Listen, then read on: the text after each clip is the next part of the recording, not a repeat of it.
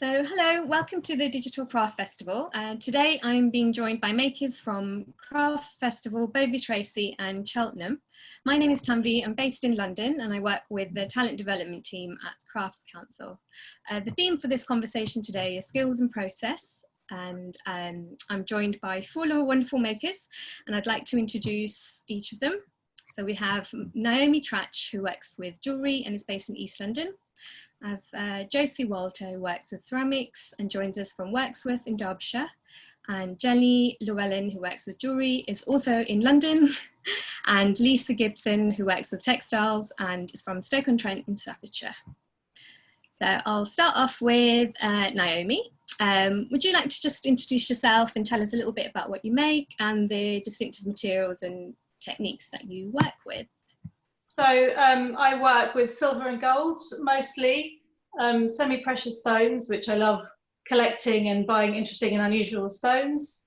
And I make jewellery that's inspired by nature and also by lots of the jewellery from the ancient world. So Iron Age, Roman, Etruscan, all sorts of things, lots of stuff that I've seen at the British Museum. So that's it in a nutshell. Yeah. Brilliant. So I did notice some tools on your homepage with your amongst your jewellery photography, which I really loved. Are they some of your favourite tools? Some of them, I like to use them as props. So some of the ones that I use as props are just the ones that look nice, but yes, they are some of my favourite tools and some of the most used. So there was the pliers, which I use quite a lot as props because they fit quite nicely with the jewellery, but also are used all the time, every day. And yeah, I love jewelers. All jewelers love their tools, I think. So I like looking at them. I think they're often beautiful. So yeah, including them. I think it works really well to include a bit of the process within your photography, which actually is about promoting your work, but your finished products, but to show the audience a little bit about your process is quite interesting.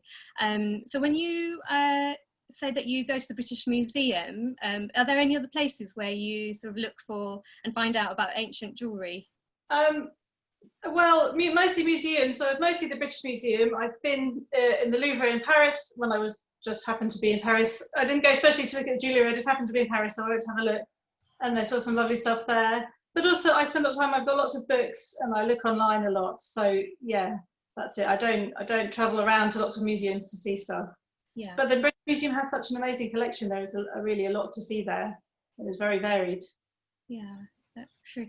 It's really beautiful, and I can see some of the influences of the forms and the working. So when we were talking about the process, when you're showing your work at fairs, do you sometimes have to explain the processes to the general public who aren't that familiar with jewellery making, that your work is actually handmade, because not everybody is aware?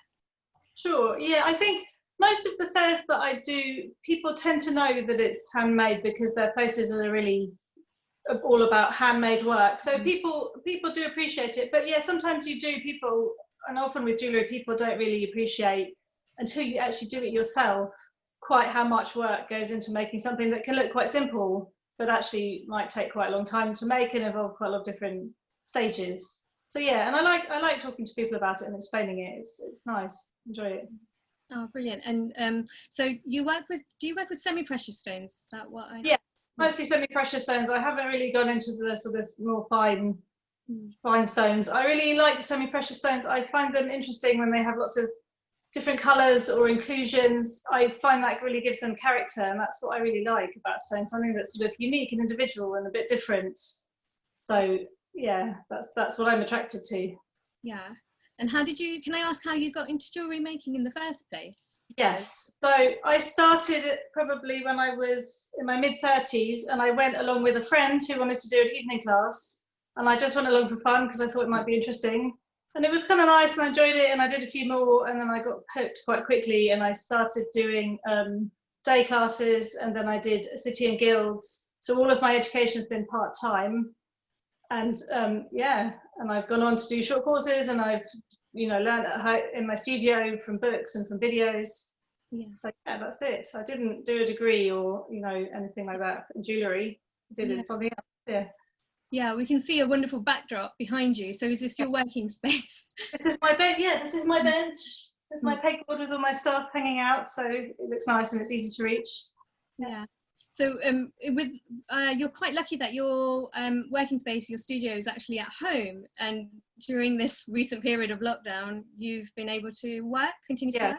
Yeah. Yes, I've really appreciated the fact that it's here and I can work, even though obviously I've got kids at home, so it's the balancing, the homeschooling and the working, so I'm not getting as many hours in as I would maybe like, but I can still do it.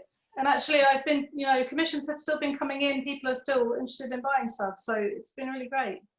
That's brilliant. That's really great to know. Do you have any tips for other makers who have children, or other caring responsibilities at home, which could be a parent? I don't have any tips. I don't know. Just working at home. Get them to watch a film? No, I don't know. I'm very lucky. My partner's also been working from home and he's been helping out. So we sort of split the day up, and he does the mornings and I do the afternoons. So we both get time to work and we both get up early. So I'm lucky that I've got that. And no, I don't have any other tips, I'm afraid. No, that's brilliant. It seems you've got a good system going on there. Okay, thank you, Naomi. We'll move on to Josie. So would you like to introduce yourself and tell us a little bit about the materials and the techniques that you work with to make your ceramics? I'm Josie Walter, and I work in earthenware clay. I have 3 clays that I use in the workshop: a smooth earthenware, a kind of rough sculptural body, and then a mixture which is a chocolate black body. And I raw glaze, throw on a momentum wheel, which is a non-powered wheel, and what else can I tell you? Yeah, use slips and then coloured glazes to make the patterns. And I've been working now for 41 years, I think, now this year. Quite a long time. Yeah, that's brilliant amount of time. Do you, you mentioned raw glazes. Can you tell us a little bit more about those? Well, that means that I don't biscuit fire the pots. So a lot of potters do 2 stages. So they'll make the pots and they'll fire them, and then they'll glaze them and then fire them again. Whereas I do it all in one process. So does that include, so when the ingredients of glaze making, there's oxides within there. So is the material body itself of the glaze different from potters who use the bisque firing method? Not really, no. It has an ingredient in which kind of helps it, I suppose, makes it more like a slip, which is like a clay and water mixture, which is what goes on the pot first, and then it's put on really as the pot. I do earthenware, so it goes on at a kind of when a slip would go on, so when it's kind of green hard rather than when it's dry. So there's slight differences to how you would normally do it, but I quite like that, that single process, and then I only have to pack the kiln once and I only fire once for the whole process. I think it's more difficult if you're making something perhaps like porcelain, which needs to be stiffer and harder if you want to decorate it and so on. But with earthenware it seems to work very well. Yeah, and you mentioned 3 different clay bodies, so do they all behave differently from each other? It's just really, it's just colour and texture. So the smooth body is more for things like mugs, where your lips are going to touch the rim. You don't want anything particularly rough, I don't think. And then the rougher clays I use for pots which need a kind of like a bit of a rougher look to them. And then the chocolate black I use for pots where you're going to see the body, because if you're going to see the body around the slips and the glazes, I think if it's red, people kind of associate that too much with, maybe cheap Spanish, Portuguese pottery, and then they look at the prices and they think, I can remember being at a fair once and somebody sort of tutted and hissed to a friend, I can buy these cheaper in Spain. And the bloke next to me was very quick and he said, yes, madam, but you haven't got to pay for the airfare. So, which I thought was quite quick. Yeah, that's the whole idea of perceived value, and which makers have to sort of navigate with people who associate certain work with other work, but which is actually quite different in itself. Do you know about the origin of the bodies? I'm quite intrigued by the chocolate colour. Well, I only use the chocolate colour because I don't like the red. So, you know, that's why I use that one. They're getting quite popular now, the chocolate bodies. And they all come from Stoke-on-Trent. So I'm quite near, you see, to Stoke-on-Trent. So it's quite easy to procure clay. I've never done, you know, digging my own clay and, you know, that sort of thing. It's a bit like, you know, knitting your own stair carpet, isn't it, really? There comes a point where, you know, it's quite nice to kind of override a few processes. So I've never done that. And I guess also because I'd only had one child, but it's still, you know, you have other commitments as they're growing up, you know, school runs and entertain them and stuff. So, you know, some processes have to be speeded up a bit, like buying your clay in a bag. And I fire an electric kiln as well. I don't do wood firing or anything like that. Yeah, that's really true. You can't have all the processes being done by yourself. So I've seen a little bit about your statements that you've researched historical pots. Can you tell us if studying historical pottery has influenced your own practice and how? Yeah, well, that kind of came about sort of almost by accident. Well, I've always been interested in history, I suppose. And when I was teaching at the University of Derby, they wanted someone to do a bit on ceramic history. And so that's where I started. And I kind of read books and found out about different aspects of it. And gradually over the years, I built up this course about ceramic history. And then that led into teaching other subjects. So I did fashion history and textile history and illustration and graphics. I mean, the whole thing kind of, you know, grew and grew. So I've always enjoyed finding out about new things and about researching. And I think I still like to do that. So it's, it kind of all just feeds in, all drip feeds in lots of different ways. So it's just all, you know, all research, all interesting, finding out about what's going on. It's, yeah.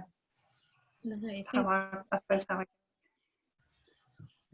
you do it. Yeah, that's really interesting because your training, was it in, am I correct in thinking it was anthropology, or have I got that completely wrong? Yeah.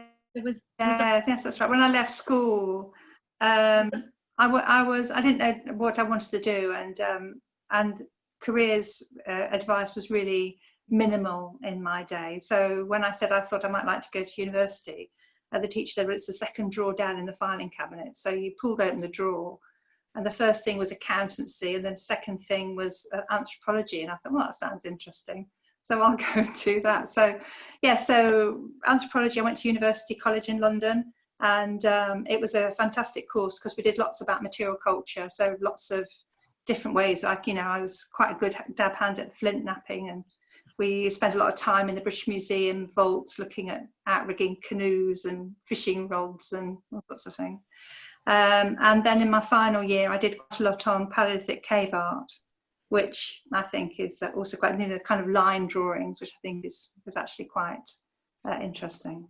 And then after that, I did a bit of work in anthropology, but then I went back and did a teacher's training and taught for a couple of years. And that's when I got into pottery, because I hadn't really done any art at school, and they timetabled me to teach one period of pottery. And I was kind of aghast. I didn't know what to do. So I joined an evening class and, you know, put my hands into slip, and then that was like love at first sight, really. And then did lots of summer schools and classes, and then went back to college in the mid-70s to Chesterfield College of Art and Technology, and did their studio pottery course. And then I went off and did an apprenticeship in France to learn kind of more about throwing, and then came back. And that started off the workshops then. So we had a workshop in Matlock beginning with about 1986. And then I had another workshop on my own. It was a group workshop the first time, then a workshop on my own. And then we built a workshop at home. And that's been a complete boon during this last time, you know, to have access to everything. Just, you know, can just kind of get on, really. I'm very lucky. Yeah, that's true, especially in this period. Just having the space at home, if we're lucky enough to have that, either a separate room or a dedicated studio, has been really important. I wanted to ask a little bit about your throwing. We usually associate thrown work with cylindrical vessels, but you've created forms that are oval and rectangular. How's that happened? How do you do that? Well, I think that came from because I researched. Also, when I was teaching, they funded for me to go and do an MA at Staffordshire University, and I did an MA in history of ceramics. And as part of that, as a final kind of dissertation, I looked at pottery made in Chesterfield at the end of the 19th century, where they changed very kind of quite severely from making one type of pottery to another type of pottery. And it turned out that it was a point where people were beginning to get ovens, like Yorkshire ranges in their homes. And they had a need for flat bottom pots. And also they were mainly for people with not a lot of money. So there were pots which did lots of slow cooking. So things like, you know, pig's ears and trotters and kind of cheap cuts of meat which had to be cooked for a long time. So it was really, really interesting. And as part of that, I discovered that the oval pot is supposed to be the best pot for going into an oven. It kind of withstands the heat and that sort of thing. So I began to make ovals at that point, really. So ovals and rectangles. So I make the sides for ovals. And hearts. I make the sides first without a bottom in. And then the next day I throw a flat disc of clay, and then I oval the sides, which by then I can pick up because they're not so sticky. And then you can because the bottoms are still very sticky themselves. You can join them really easily, and it just makes a very nice shape to decorate, you know. And then the rectangles, I tend to make those all in one, and then cut the base and push the sides in, and to make the rectangle. So yeah, it's just nice to make another shape, really. Yeah. So, you know, make your work a bit different in a way. Yeah, it's so interesting that your research has informed how you make and addressing the needs of an object to meet the needs of people in their day-to-day life. So I think a lot of those things are really important. And we think about slow cooking, and also the slow cooker itself is so valuable for people who are time sort of poor. But that's really, I've always kept on. Sorry, go on. I guess I've always kept very keen to make pots that are usable. Yeah. You know, rather than a lot of potters kind of moved from making functional ceramics into kind of more art pottery, because, you know, you can make less, you can make, you know, perhaps more statement work and kind of create a different market. But I've always just really carried on making the mugs and plates and bowls and more useful items for the kitchen, because that's kind of where my heart lies, I suppose. Yeah, you've got to be true to your own voice. I can see a lot of lovely pottery behind you, and you did show us earlier a piece of work that you've got. Can you give us a little bit of a detail of the slip sort of painting that you do? Is that correct? Yeah, this is a plate that I'm making at the moment, which is a lunch plate. So it's a smallish plate, because people are often having smaller helpings now, and it's really good. It's got quite deep sides, so it's good for pasta, or I'm doing a bit of sales pitch, you know. And then this has had white slip on it, and then it's had some paper shapes. I've just done a drawing painting course with Esther McLeod, and one of the things that she got us doing was to do letters, and then to draw from the letters. So one of the exercises I did was a hen. So from the letters, I turned them upside down, then drew hens from them, and these are two that came from that exercise. So then the black lines are slip trailing, which you do with a bulb full of liquid slip, and you draw with it. And then it's glazed, and then the colours are coloured glazes, which are painted on top once the pot's dry before it goes in the kiln. That's wonderful. So so that's that one. Oh, brilliant! And we do have chickens. We got chickens when my mother-in-law came to live with us. She's now 97, but when she left her house, she had to leave everything behind, obviously, to come and live with us. And she did have chickens, and she really missed them. So we got them to make her kind of feel more at home. So they're all ranging about now in the garden, you know, digging up all the flowers. Great. So do you do some live drawing then of the chicken? Well, yes. I mean, they're great. They're great for posing. Yes, they're very posy chickens. And they love people as well. If we go and sit out in the garden and have a cup of tea or something, they all come and gather. I don't think it's just for the biscuit crumbs or the crisps or whatever. I think they do. They just like being with.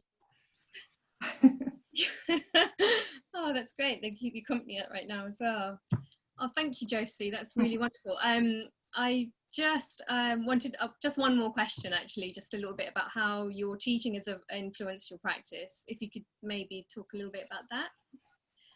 Well, the teaching, I think, funnily enough, I think it's probably when I was moved into teaching as the illustration, animation and graphic students that probably has the biggest influence. And looking at the students' work, looking at the history of illustration that I was having to learn about and teach, you know, the drawings and the artists involved, I think has been really formative.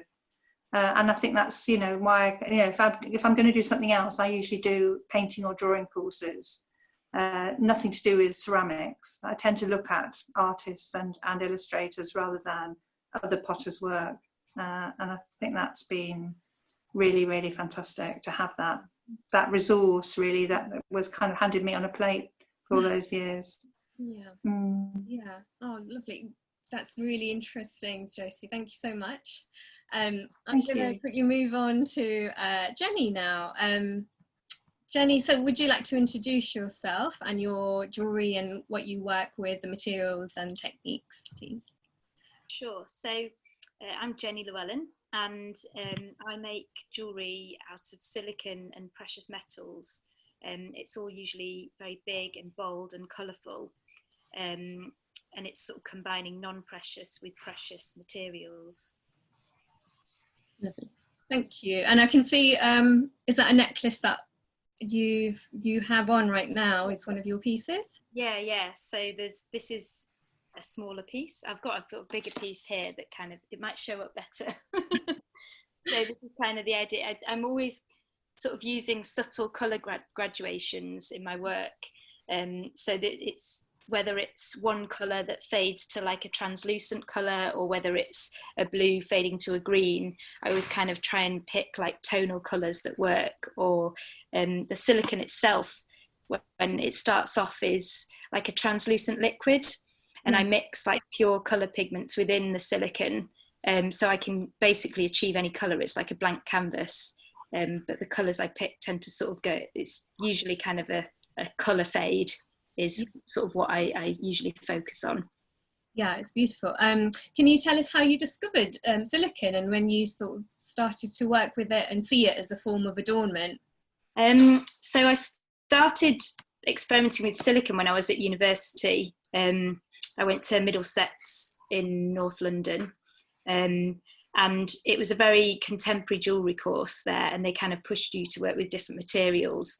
And I was always making work that was usually based around colour even then, and I was working with a lot of plastics and resins, and I was using silicon as a mould, but so casting like resins in silicon, and then I was like, oh well, maybe I can actually use the silicon, because a lot of my work initially was inspired by underwater life and sea creatures and things, and so I started to use the silicon as an actual material, and it kind of evolved and was a bit more like, you know, all the things I was inspired by. And I've kind of just continued working with silicon since then, and just sort of experimenting with it and using it in different ways and seeing what I can create with that material.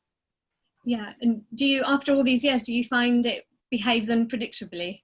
Yes, still, yeah. I mean, the silicon I use at the moment is it's what's called a platinum cure silicon, and it's the same that's used for prosthetics and special effects. So it's affected by temperature. So at different times of year, it acts differently. So in the winter, it takes longer to cure. In the summer, it's quicker. So my work it's because I use the hollow forms, it's built up in layers around a mould. So I find in winter I need more layers, in summer I have less layers because it cures quickly, and so it's just kind of based on temperature. I have to sort of fluctuate what I'm doing. Yeah, do you, oh God, that's really interesting. Do you have sort of notebooks, like technical notebooks, to help you navigate these sort of issues? Or Did you know it? It's just kind of like, I guess you just kind of know. I can tell the way the silicone is acting. I can get different setting times of silicone. So it's basically you mix the silicone in 2 parts. When you mix part B with part A, you have a certain amount of time to work with it before it cures. So I've got different settings of the silicone. So I've got a fast cure, a medium cure, and a slow cure. So I tend to sort of use those based on, or like how much I'm casting at the time. So I tend to cast the silicone in batches, because I'm mixing the colours, so I can kind of get the same colour, or creating a collection of pieces. I'll mix like a batch of the silicone at one time to then create the pieces from. So if I'm making lots, I tend to use a slower cure because it takes longer to cast all of the individual bits. If I'm just doing smaller bits for like a custom colour or something, then I tend to use a quicker curing one, just kind of dependent on volume as well. Yeah, and so with the custom colours, so if a client comes to you and says that they want a particular colour combination or a particular shade or hue, you're able to do that then? Yeah. So because the silicone is like this translucent colour, and I use the pure colour pigments, if people want a specific colour, I ask for something to match it to. So if it's a Pantone colour or a fabric sample or something like that, or a paint swatch, I can match the colour. And that, I mean, that's all just done by eye, but it's just dependent. I do quite a lot of kind of commissions, like for weddings and things, for outfits, or if you've got an outfit for a particular occasion and things like that. I've done lots of commissions around those kind of things. Oh, that sounds exciting. And do you look at other types of techniques and materials that aren't necessarily used in your own practice, but sort of influence, or you sort of keep an eye on developments? I mean, I'm always drawn to colourful jewellery, so and interesting techniques. So I actually, as another job, I work for a contemporary jewellery exhibition called Dazzle, and I've worked for them for coming up to 12 years, basically since I graduated. So I've built up quite a collection of contemporary jewellery as well. And I'm always drawn to things that are using different materials or different like colours and things like that. So yeah, lots of different materials and things I tend to go for. Quite bold jewellery as well. Yeah, it is. You've got quite delicate pieces and then a combination of very big statement pieces which work well. Do you also, when you work with the colour combinations, you dye your silicone yourself, but is there any sort of suppliers that who create ready-made materials at all? Or?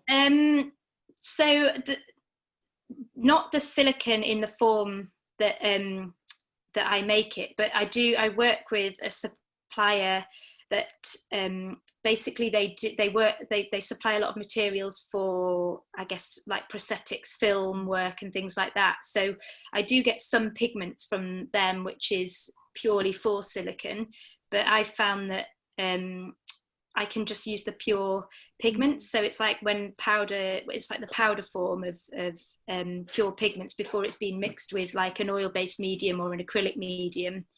But it has to be a certain like texture. I've found some colours really hard to get. Like I initially couldn't make red because the red pure pigment is very grainy and it wouldn't mix with the silicone enough. And the same with black. If I wanted black, I needed too much pigment which would then start to affect the curing rate of the silicone. So I've just it's been like experimenting with different pigments and seeing which works and which don't. Yeah, and I guess consistency is really quite important if you need to make repeat pieces and make it again. Yeah, and also your inspiration from the underwater, how does that come about? Do you dive? Do you look at photography, film? I think I'm just really I've never been scuba diving, and I'm actually a bit scared of deep water. So I think it's kind of part like I'm fascinated by what's there. But it's just usually kind of the colours and the movement. I've always been attracted to kind of corals and the sort of shapes and forms that you get from that. I mean, when I first graduated from university, my work was very different. It was kind of a lot more kind of, I guess, like little kind of sculptures. And then as I sort of was in doing it for longer and kind of like seeing what people liked and also trying to make work that would sell, I started to change my work and make things quite, more wearable. And because the silicone is very light itself, you can actually have quite big things and it doesn't weigh you down. So you can have like big earrings, like this necklace is actually really big, but it just doesn't weigh anything because it's so soft and light, but looks really heavy. Good job of bringing, showing the tactility of your work without having to touch it ourselves.